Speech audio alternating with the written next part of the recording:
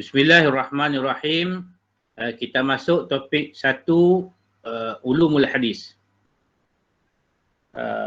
Topik ini mengandungi 2 subtopik utama, iaitu yang pertamanya pengenalan ulumul hadis dan yang keduanya pembahagian ulumul hadis yang dibahagikan kepada 2, ilmu hadis riwayah dan ilmu hadis dirayah.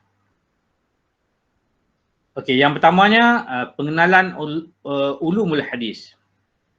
Jadi ulumul hadis ini terdiri daripada 2 perkataan, ulum dan juga hadis. Ulum ini dia adalah jamak ataupun plural daripada perkataan ilmun, ilmu. Di mana ilmu itu adalah mengetahui hakikat sesuatu dengan pasti ataupun dengan yakin. Jadi kita mengetahui sesuatu benda itu secara yakin dan bukannya secara zon, secara tidak pasti ataupun secara sangkaan. Maka itulah dikatakan ilmu. Bagi contohnya, kita mengetahui bahawa hadis dalam kitab Imam Bukhari adalah hadis sahih. Itu adalah dipanggil ilmu secara yakin, bukannya sangkaan. Kalau kita kata si Muhammad dia tak datang kelas mungkin sebab dia sakit, itu bukan panggil ilmu, itu adalah sangkaan. Jadi ilmu ini dia akan membawa kepada faham, membawa kepada kefahaman. Jadi ilmun adalah mengetahui sesuatu.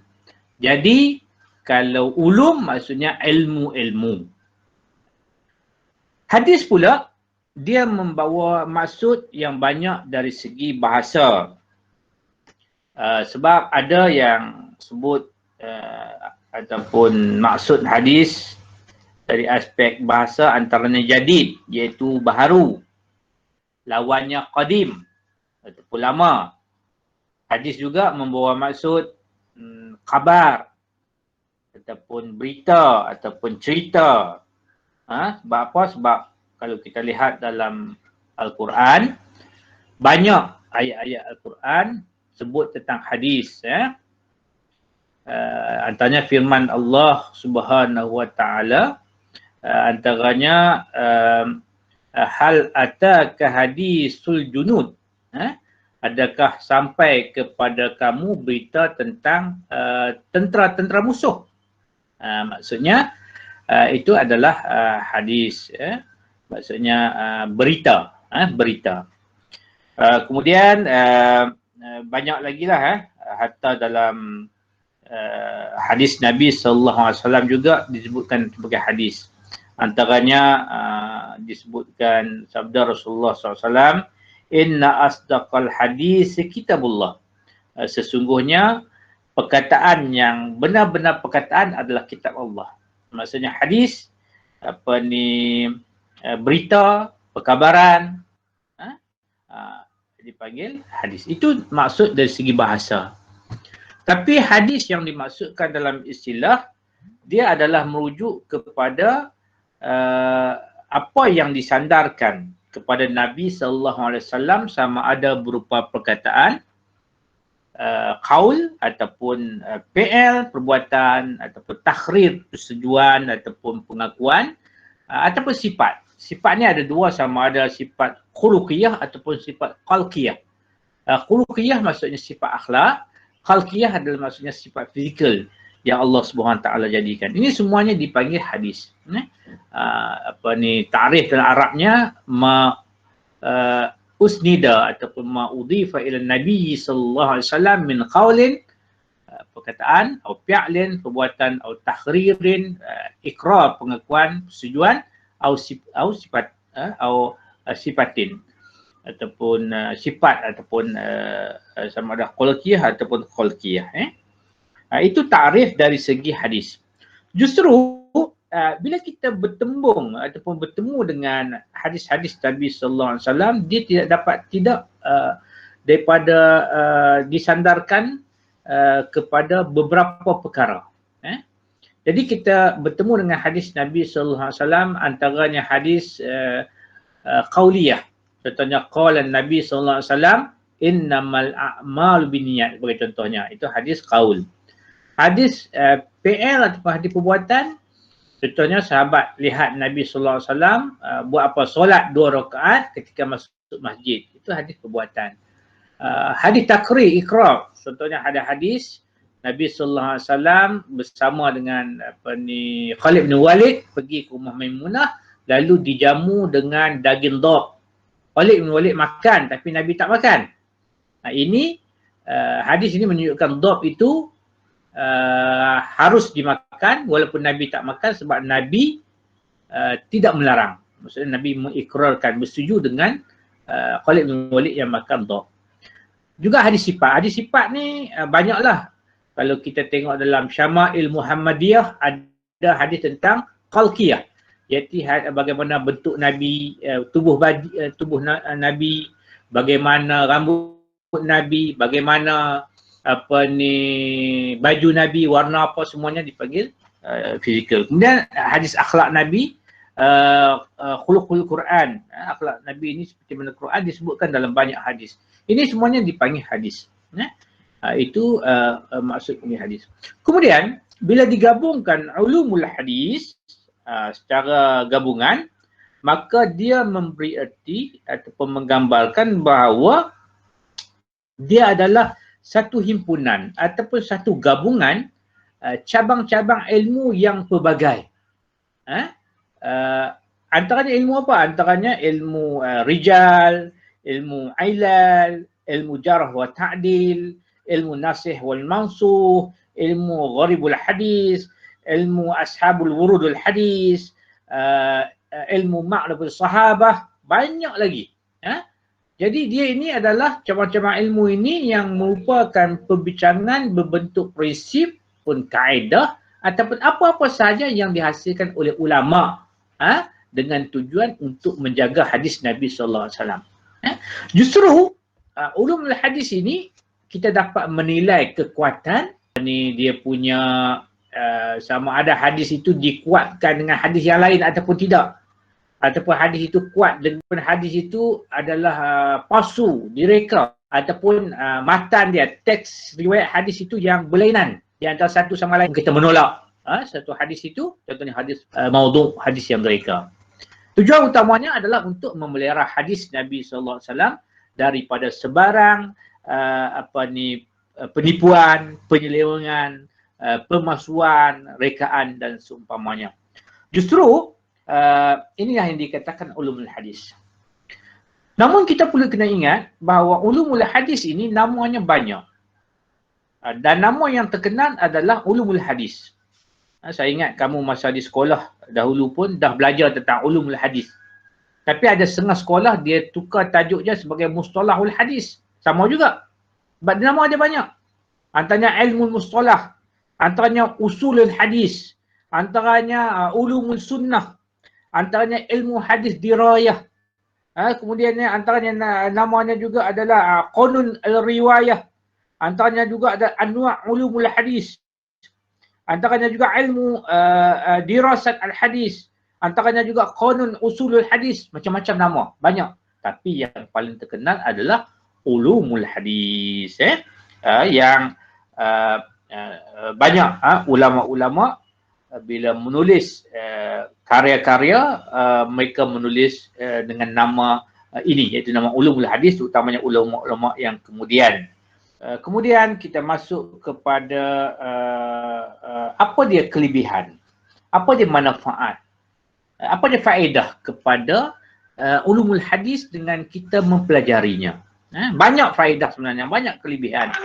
Antaranya kita kena tahu bahawa hadis ini, kita kena tahu hadis ini adalah sumber Islam yang nombor 2 selepas Al-Quran.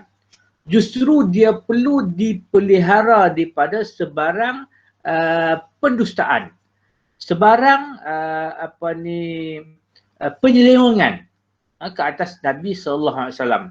Malahan satu hadis yang masyhur, hadis mutawatir yang menunjukkan kepada kita haramnya kita berdusta ke atas Nabi sallallahu alaihi wasallam dengan mereka-reka hadis. Sebagai contohnya antaranya hadis man kadzaba alayya muta'ammidan falyatabawa ma'adahu minan nar.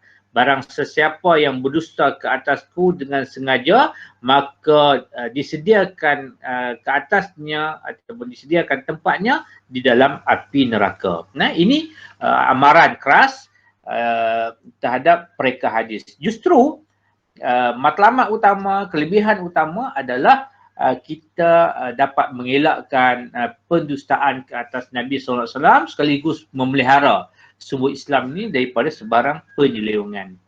Antaranya juga adalah ulul hadis ini dapat memelihara ilmu Islam dan juga sunnah daripada sebarang teks, sebarang hadis, sebarang perkara, sebarang bidang yang bukan daripada Rasulullah sallallahu alaihi wasallam. Kadang-kadang orang buat hadis ni kerana niat-niat tujuan tertentu. Pengniaga terung makanan. Ada hadis sebut tentang kelebihan habbatus sauda. Dibunyi je lah. Habbatus sauda da'un min kul da'in ilmaut. Habbatus sauda ni dia adalah ubat daripada sebarang penyakit kecuali mati. Jadi orang buat hadis mereka al-bazinjan shifa'un min kulli da'in ilmaut. Dia buat hadis lain pula, iaitu terung adalah ubat daripada segala penyakit kecuali mati. Itu hadis penerekaan. Ini hadis maudhu. Okey. Kemudian dengan ulum hadis juga kita dapat menilai sesuatu hadis itu sama ada sah ataupun tidak sah, betul ataupun tidak. Melalui kaedah-kaedah yang telah ditetapkan oleh ulama. Begitu juga kita dapat mengetahui sama ada hadis itu diterima ataupun ditolak, lantas sama ada kita boleh amal ataupun tidak. Hadis dhaif sebagai contohnya. Di sana ada dhaif yang ghair syadid, yang tidak terlalu dhaif, yang boleh kita amalkan, terutamanya dalam fadailil amal. Itu boleh dalam perkara targhib wa tarhib, dalam perkara mengajak kepada kebaikan. Kemudian apa hukum mempelajari ulumul hadis? Hukumnya adalah fardu kifayah. Fardu kifayah ni maksudnya benda ini wajib ke atas umat walaupun seorang. Dan jikalau tidak ada walaupun seorang yang belajar dan juga mengajar ilmu ini, dia seluruh umat adalah berdosa. Dia sebab apa? Sebab dia fardu kifayah, sebab hadis ini dapat memelihara sunnah Nabi sallallahu alaihi wasallam daripada hilang, supaya sunnah Nabi ini, hadis Nabi ini dapat diamalkan, dan seterusnya akidah, syariat, akhlak dan juga ilmu Islam dapat berkekalan dan dapat terus hingga hari kiamat. Ini ulumul hadis. Kemudian yang kedua, subtopik yang kedua, pembahagian ulumul hadis. Ulum hadis ini terbahagi kepada dua. Yang pertamanya ilmu hadis riwayah dan yang keduanya ilmu hadis dirayah. Okey. Yang pertamanya kita masuk dulu ilmu hadis riwayah. Riwayah dari segi bahasa maksudnya pindah berita ataupun memindahkan berita ataupun cerita ataupun perkabaran ataupun kisah ataupun hikayat kepada orang lain. Itu riwayah dari segi bahasa. Dari segi istilah pula, hadis riwayah ini dia merujuk kepada ilmu yang membicarakan tentang hadis. Tentang hadis. Bila kita sebut tentang hadis ni, tentang perkataan, tentang perbuatan, tentang takrir, tentang sifat Nabi sallallahu alaihi wasallam. Jadi itu dipanggil hadis riwayah, iaitu hadis yang membicarakan tentang hadis. Ini merangkumi semua perkara, antaranya pengetahuan semua tentang rantaian-rantaian sanad. Ada semua. Diriwayatkan daripada siapa, nama apa dia semua namanya. Kemudian ketepatan teks matan. Sahih Bukhari guna matan begini, teks macam ni. Muslim guna macam ni. Ini semuanya hadis riwayah. Hadis riwayah ini berbeza sebab dia tidak membahaskan tentang hal-hal keadaan perawi dan periwayatan. ataupun matan. Ini dia berbeza dengan hadis dirayah. Sebab apa? Sebab hal keadaan perawi, hal keadaan matan dibahaskan dalam bab ataupun dalam ilmu hadis dirayah. Jadi dia ada perbezaan di sana. Jelas ceritanya ilmu hadis riwayah ni adalah ilmu tentang hadis.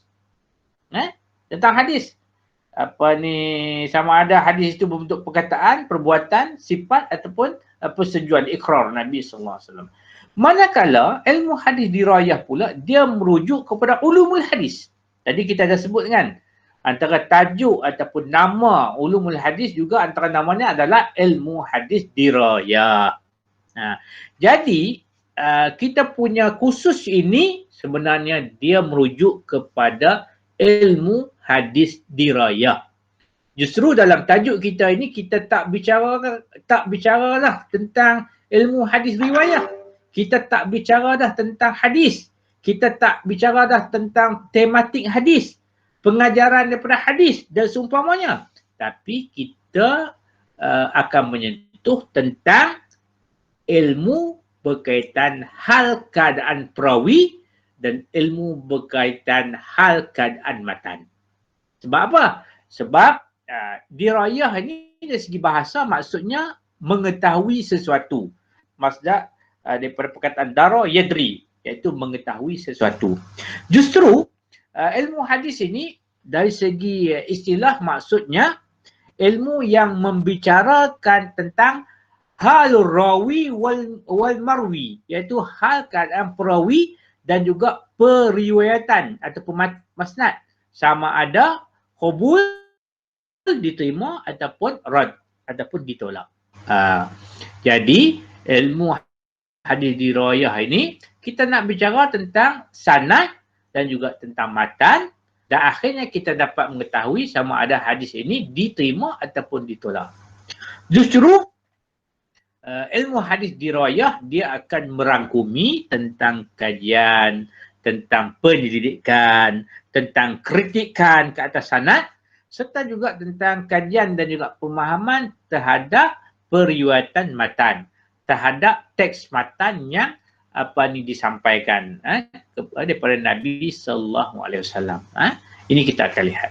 Ini semuanya terkandung dalam ilmu hadis dirayah. Jadi bila kita sebut ilmu hadis dirayah ini perawi ataupun sanad dan ada berkaitan tentang periwayatan iaitu matan, maka kita kena tahu juga apa maksud sanad, apa maksud matan. Sanad ni maksudnya rantaian perawi hingga sampai kepada matan. Maksudnya daripada pengumpul hadis sebagai contohnya Imam Bukhari kepada Nabi SAW, di tengah-tengahnya ada rantaian perawi-perawi yang ramai. Mungkin 3 orang, mungkin 4 orang, mungkin 5 orang, mungkin 6 sampai 8-9 orang. Itu semuanya dipanggil rantaian perawi ataupun dipanggil sanad. Matan pula apa dia? Matan pula ada teks hadis. Contohnya, innamal a'malu binniyat. Itu adalah teks hadis. Yang menjadi tempat berakhirnya sanad. Maksudnya, daripada sanad panjang tu, last kali tu Nabi kata apa? Sekian. Dan sekian tu dipanggil matan ataupun teks hadis. Jadi untuk lebih faham, kita tengok contoh di sini. Ini adalah dua hadis daripada Sahih Al-Bukhari. Contohnya hadis yang atas tu, Haddasana Bishr bin Khalid, Haddasana Muhammad bin Ja'farin. Jadi Bishru ni dan juga Muhammad bin Ja'far ini begitu juga Syu'bah, Sulaiman, Abi Wa'il dan juga Abdullah ini ada berapa orang? Ada semuanya 6 orang ini dipanggil rantaian sanad. Jadi Bishru Khalid ni adalah perawi, Muhammad bin Ja'farin rawi, Syu'bah rawi, Sulaiman rawi, Abi Wa'il pun rawi juga. Dan Abdullah pun sahabat Nabi rawi juga. Ini dipanggil perawi-perawi ataupun dipanggil sanad. Yang hadis di bawah tu sanadnya siapa? Antaranya Qutaibah, kemudian Jarir, A'mash, Abi Wa'il, kemudian Abdullah bin Mas'ud. Jadi ini ada 5 saja kan. 5 ini juga dipanggil sebagai sanad ataupun perawi. Cuma daripada sanad Syu'bah, Imam Bukhari ada 6 orang. Daripada sanad A'mash, Imam Bukhari ada 5 orang. Dan agak menarik kedua-dua hadis ni kalau kamu tengok, perawi yang pertama, perawi dalam hadis yang pertama iaitu perawi sahabat yang dipanggil Abdullah. Kita tidak tahu Abdullah yang mana.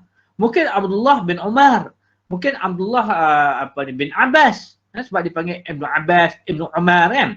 Tapi rupanya hadis kedua menjelaskan detail iaitu Abdullah bin Mas'ud.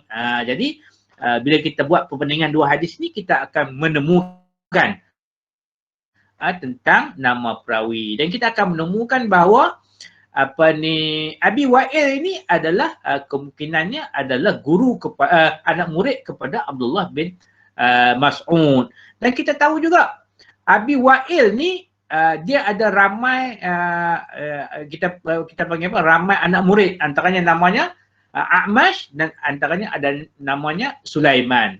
Tapi kena ingat di sana ada ilmu ruwat, ada ilmu tabaqat untuk kita memastikan adakah betul Sulaiman ni anak murid kepada Abi Wa'il. A'mash ni adalah anak murid kepada Abi Wa'il.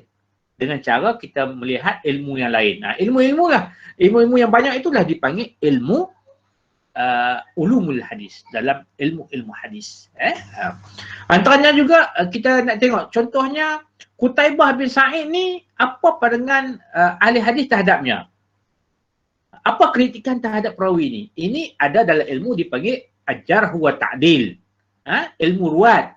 Ini ilmu lain juga. Itu kita kena belajar lagi. Itu dipanggil sanad. Yang keduanya matan. Yang warna biru tu adalah matan. Di mana sabda Nabi SAW, Al-mar'u ma'a man ahabba. Seseorang itu dia akan bersama dengan orang yang dikasihi. Hadis yang kedua juga teksnya sama. Tak berubah. Teksnya sama dalam Bukhari ini. Cumanya agak menarik kalau kita lihat dua-dua hadis itu, hadis yang kedua ni dia ada cerita dia. Dia ada dipanggil asbab urudul hadis, sebab datangnya hadis itu. Iaitu Ibnu Mas'ud rupanya dia ada cerita yang panjang. Ibnu Mas'ud cerita, ja'a rajulun ila Rasulillah sallallahu alaihi wasallam, seorang lelaki ni datang jumpa Nabi, dia tanya kepada Nabi, kaifa taqul, bagaimana kita nak panggil fi rajulin, pada seorang lelaki yang ahabba qauman. Lelaki ni sangat dikasihi oleh orang ramai, tetapi dia tidak dapat bertemu dengan mereka. Jadi Ibn Mas'ud tanya, ya Rasulullah, bagaimana ni? Apa kita nak kata ni tentang seorang lelaki ni, dia ni sangat dikasihi oleh ramai orang. Iaitu Nabi sallallahu alaihi wasallam lah, dikasihi oleh umatnya. Tapi umatnya tak bertemu. Macam kita akan sekarang ni. Kita tak pernah bertemu dengan Nabi sallallahu alaihi wasallam. Macam mana kira ni? Lalu Nabi sallallahu alaihi wasallam kata, al-mar'u ma'a man ahab. Seseorang itu dia akan bersama dengan orang yang dikasihinya. Contohnya kita kasih kepada Nabi sallallahu alaihi wasallam, lalu kita buat amal ibadat dengan sepenuhnya, dengan kita berdoa bahawa kita akan bersama Nabi sallallahu alaihi wasallam, nabiyyin wasiddiqin wa ulama wal salihin pada hari kiamat kelak. Ini harapan kita sebab apa? Sebab hadis ni tunjuk apa? Nabi akan bersama dengan orang yang dikasihinya. Maksudnya seseorang itu akan bersama dengan orang yang kita kasih. Maksudnya kita akan bersama dengan Nabi sallallahu alaihi wasallam. Itu antaranya. Kemudian ada beza antara hadis riwayah dan hadis dirayah. Ada perbezaan antara kedua-dua ilmu hadis ini. Yang pertamanya dari aspek subjek. Ilmu hadis riwayah, dia cerita tentang hadis. Dia seluruh subjeklah sudah tentu Nabi sallallahu alaihi wasallam yang berkaitan tentang perkataan, perbuatan Nabi dan juga seumpamanya. Ilmu hadis dirayah pula subjeknya sanad dan matan. Dia cerita tentang sanad dan matan saja. Sama ada hadis itu akhirnya diterima ataupun ditolak. Dari segi pengasasnya hadis ini sudah tentulah Rasulullah SAW. Tapi usaha pengumpulan hadis yang insya-Allah kita akan bicarakan dalam topik-topik yang akan datang, dia ini usaha pengumpulannya dibuat sejak zaman Rasulullah lagi. Kemudian berkembang pada zaman Khulafaur Rasyidin dan akhirnya disusun dengan baik bermula pada zaman Umar bin Abdul Aziz atas perintah daripada Khalifah Umar Abdul Aziz untuk mengumpulkan hadis dan seterusnya dibukukan. Kemudian ilmu hadis dirayah pula, pengasasnya sebenarnya tidak ada pengasas. Dia sebenarnya daripada sejak kurun pertama lagi dia sudah berwujud dalam banyak karya-karya ulama Islam.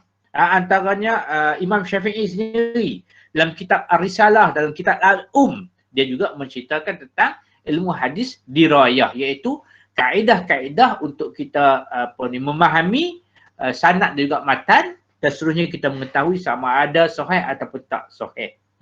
Begitu juga ulama-ulama lain menceritakan, hatta ulama seperti Imam Bukhari, Imam Muslim juga adalah alim dalam bidang ilmu hadis dirayah.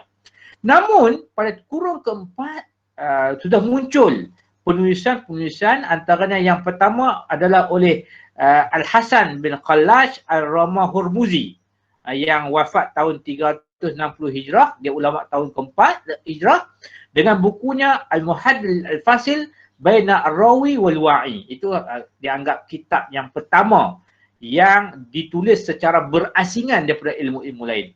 Dan akhirnya muncullah ulama-ulama lain, antaranya Imam Hakim, Khatib Baghdadi dan ramai lagi ulama yang menghasilkan ilmu hadis dirayah sampailah hari ini. Kemudian kepentingannya, kita dah lihat tadi ilmu hadis riwayah tentang hadis ini, kepentingannya kita dapat meriwayatkan hadis secara amanah, dengan teliti, dengan dengar. Apa yang kita dengar itu ataupun apa yang kita tulis itu, itulah yang disampaikan kepada anak murid kita. Yang diriwayatkan dengan cara yang baik, itu ilmu hadis riwayah. Pentingnya. Sebab kalau kita tak teliti, sama ada dhabit kitab, penulisan dengan kitab, ataupun dhabit al-sadri, iaitu kita ingatkan dengan baik, maka hadis Nabi SAW ni akan hilang.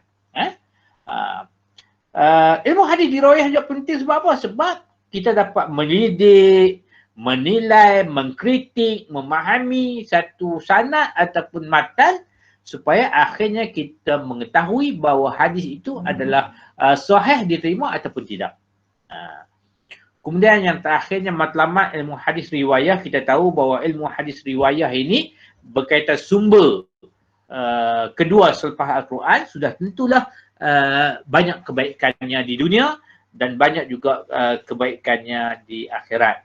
Di dunia ini kita dapat beramal dengan hadis itu, kita dapat menjaganya dengan baik dan kita dapat gunakan untuk panduan hidup kita di dunia, dan di akhirat sudah tentulah kita bersama dengan Nabi SAW dan juga golongan-golongan siddiqin wassalihin atas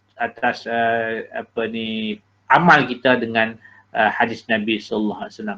Kemudian ilmu hadis dirayah pula matlamatnya sudah tentulah untuk mengamalkan hadis itu, sama ada hadis itu sahih ataupun tidak, dan juga memberi peringatan kepada masyarakat di sana bahawa hadis ini kita hendaklah ambil hadis daripada Nabi SAW, jangan mengambil hadis rekaan, jangan mengambil hadis yang tidak ada sumber asalnya daripada Rasulullah SAW. Jadi Ustaz Afsar setakat itulah pada untuk topik yang pertama berkaitan ulum hadis ini. Mudah-mudahan ada manfaatnya. Aku li qauli hadza wa astaghfirullah li wa lakum. Wassalamualaikum warahmatullahi wabarakatuh.